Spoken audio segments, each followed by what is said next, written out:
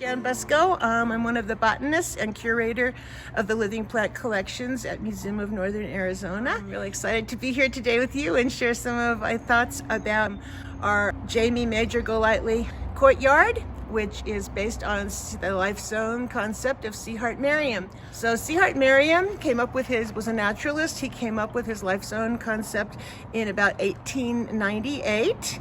And basically what he discovered working here in the San Francisco peaks and all the way down into the Sonoran Desert was that based on longitude, one could, and elevation, there was a correlation between vegetation.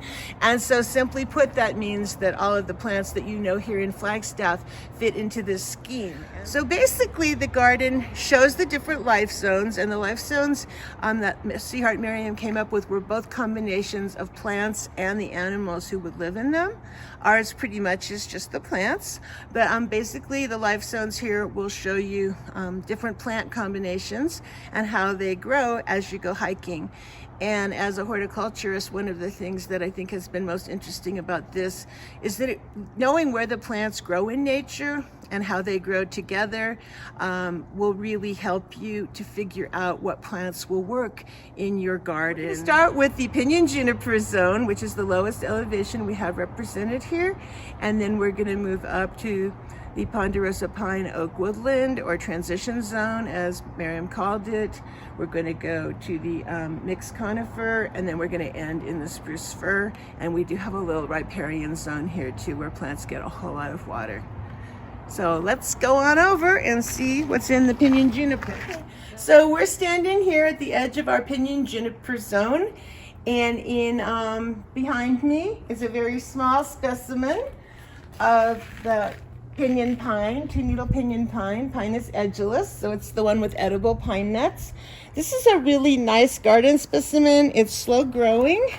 One of the things we really have had to do here in this garden is to build it up and put in some cinder amended soil just to get it the good drainage it needs. So one of the things with the plants in this zone is that most of the plants that grow in this zone take hotter, frequently drier conditions than in the Ponderosa Pine Zone. A lot of them need really good drainage. They'll grow naturally in cinder soil or in really sandy soil, just soil that drains really well. And so some of those plants really do need good drainage. So when you're looking at bringing them into landscaping, you can say, this is great, it's going to be very drought tolerant, but you have to make sure that you can provide the drainage and the conditions that it needs to grow and thrive. The other things in this zone are juniper trees. This one is a Rocky Mountain juniper, which would technically belong in the next higher life zone and up, but it's growing here.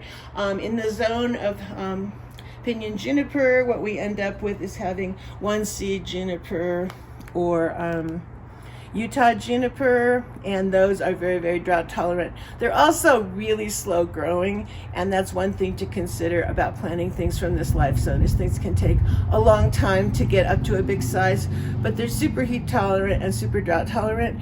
And so when you're looking at your garden in the face of higher temperatures, definitely some of these might be plants to consider. In this zone, we have a little stream running through, and this is an area where we have some plants that can use a little bit more water. So this is a cut leaf coneflower. It's going to get to be about as tall as I am, covered with great big yellow flowers that are a total butterfly magnet.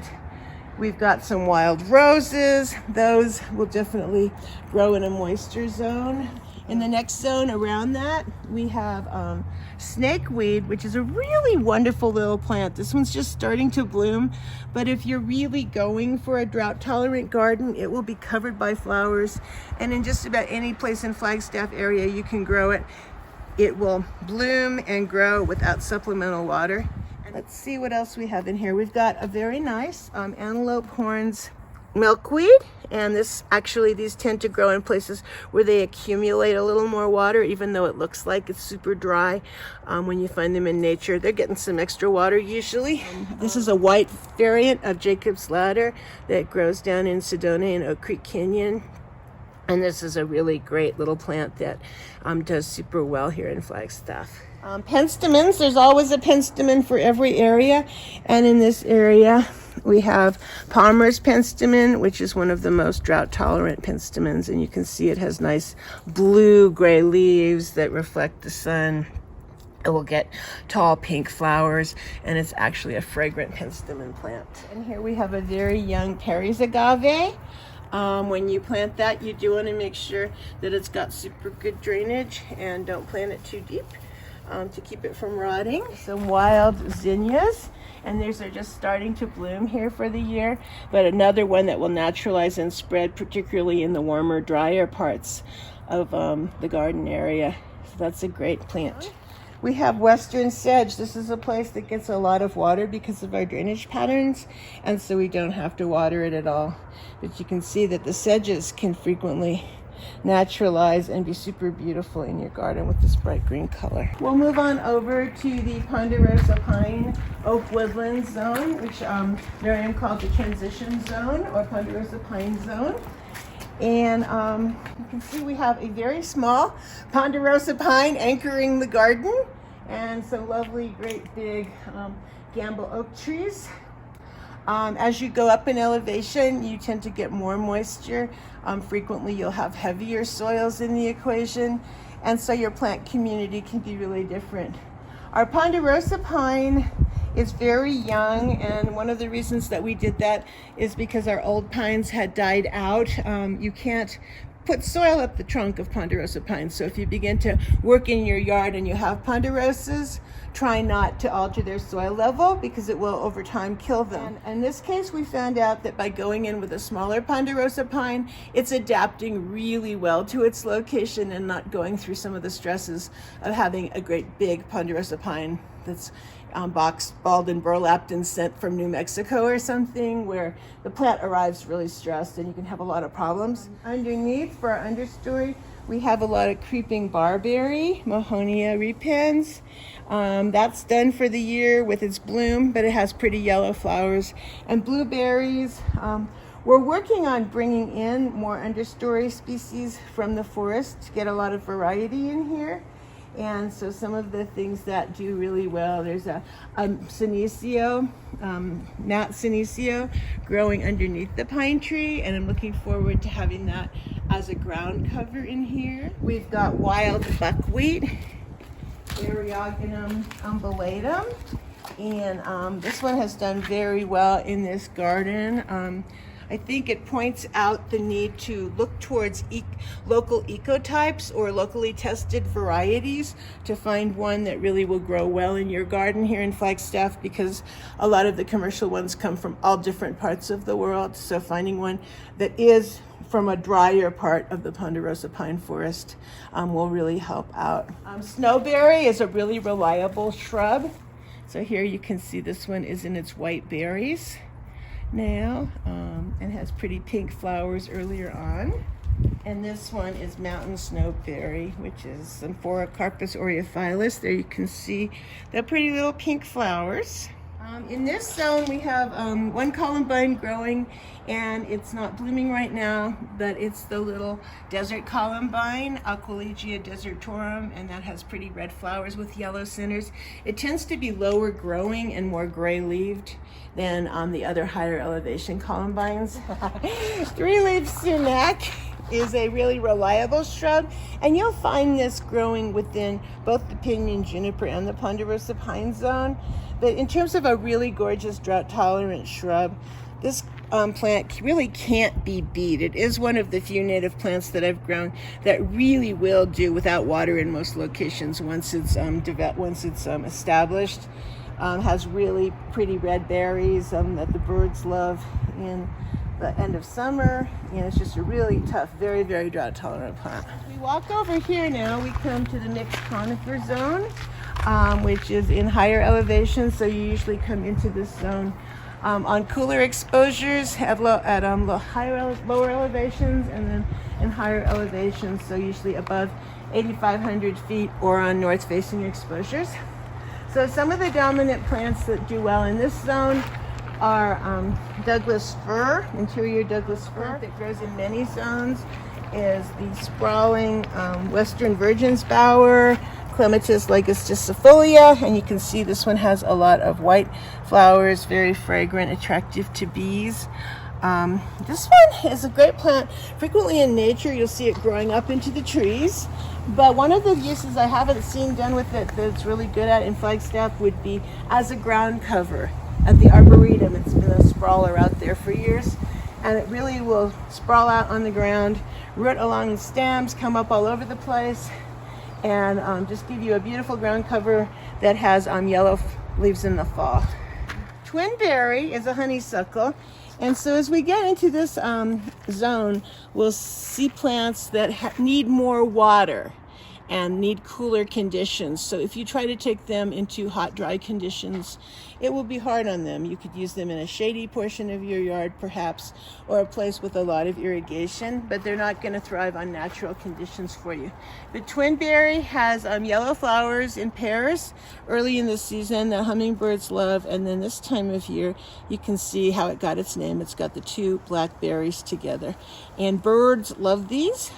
They taste horrible, so don't eat them. Some of the really easy to grow plants in this zone that really add to the garden are Penstemons, and this Penstemon is one that grows particularly, it grows in pretty much all zones, but it's called beardlip Penstemon, or I know it as scarlet bugler. It has red tubular flowers, very prolific bloomer. You can see that a couple of weeks ago this thing probably had up 50 flowers on it and upwards of probably 5,000 seeds. So very nice here. We can definitely, these are great in the garden for hummingbirds, and the Penstemons will tend to naturalize, particularly if you plant them in a zone that's similar to where they grow in nature. Little leaf pussy toes come in here, Antenaria parvifolia, make a really nice ground cover. You can see here that in a hot, dry year, you get some dead patches in here. So you want to put it in a cool place and a place that has some moisture. So that's a place where you can see that this is a great ground cover in the zones that have the right conditions. Kinnikinnick, which is a little manzanita, it's a little ground cover manzanita, does well in this garden in full sun. We do have to give it some water, particularly in these hot, dry years, but in partial shade it will make a particularly good drought tolerant ground cover here. In the sun, you have to be able to step in and give it water should we have a dry season. White fir is another tree in this zone, and that's a lovely example of a tree that does well in this zone and grows in this zone. And then behind it, the Quaking Aspens. Aspens in Flagstaff, I think, can be a problem because people tend to plant them where they don't get water. They want them to be part of a drought-tolerant landscape. And usually, in terms of aspens, they really do need some cooler moisture conditions. So just be cognizant of that. If you bring them into hotter, drier locations, they just won't really do well. So the shade and the coolness of the mixed Conifer Zone really lets you bring in some plants that that are a little coarser in texture, that are really pretty big leaves. And here we have Arizona honeysuckle, which will grow in all kinds of zones, but it does like some moisture.